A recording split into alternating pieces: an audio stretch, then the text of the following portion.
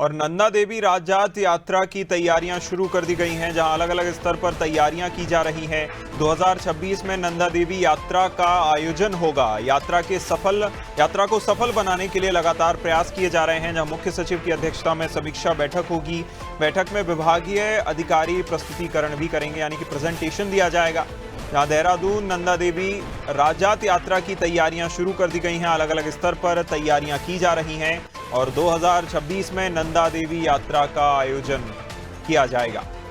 ज्यादा जानकारी के साथ सोनू सिंह हमारे साथ लगातार बने हुए हैं। सोनू, नंदा देवी राजजात यात्रा को लेकर तैयारियां शुरू हो गई हैं और अलग अलग स्तर पर समीक्षा बैठकें की जा रही हैं। इसमें किस तरह की तैयारियों को लेकर जो है दिशा निर्देश दिए जा रहे हैं, आवागमन से लेकर रुकने की व्यवस्था से लेकर?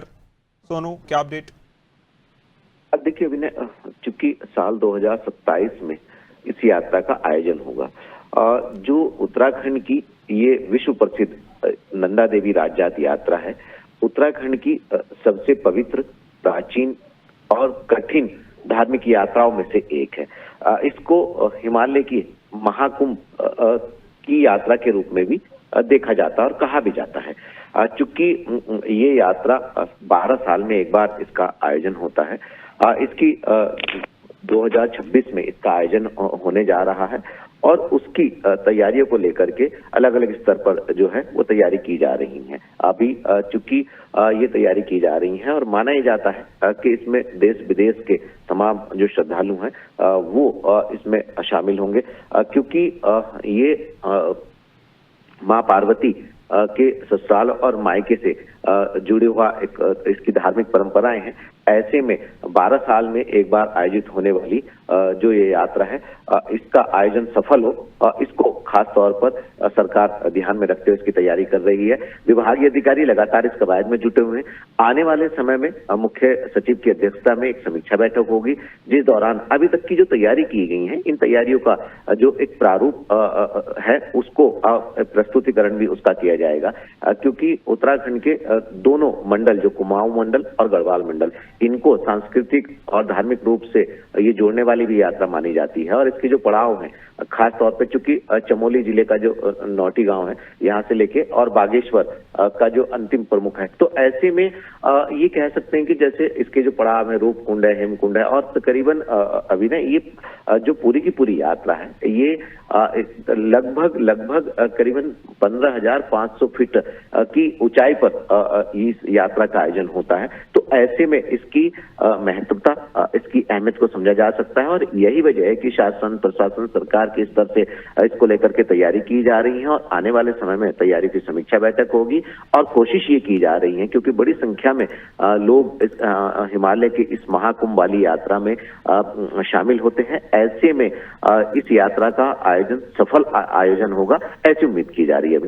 बिल्कुल, और साथ ही साथ देखिए सोनू, जिस तरह से शीतकालीन यात्रा को लेकर भी ऐसे ही समय में प्रशासन और चाक चौबंद है, तो जो यात्रा की तैयारियां पहले से की जा रही थीं, इस नंदा देवी यात्रा में उससे और कितनी सफलता मिलेगी? क्योंकि प्रशासन तो पहले ही व्यवस्थाएं करने में जुटा हुआ है।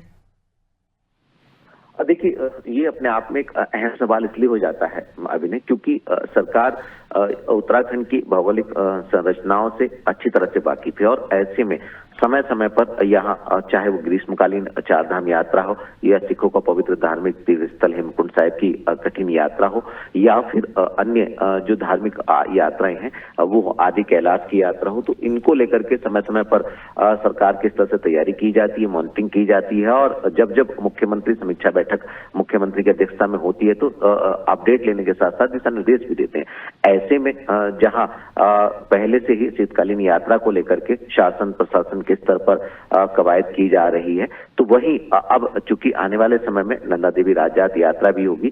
हालांकि इसके लिए जो प्रबंधन तंत्र है वो अलग होता है, लेकिन अगर हम जनपद की बात करें तो एक जिला जो चमोली जिला है वो चारधाम यात्रा और शीतकालीन यात्रा से भी ताल्लुक रखता है। तो ऐसे में इस यात्रा को जो अभी तक की शीतकालीन यात्रा के लिए तैयारी की गई थी, उन तैयारियों का भी कहीं ना कहीं एक सहयोग के रूप में जो कर्मचारी अधिकारी हैं उनको एक सहयोग मिल सकेगा और इसका आयोजन जो है वो सफल आयोजन होगा, ये उम्मीद हम कर रहे हैं।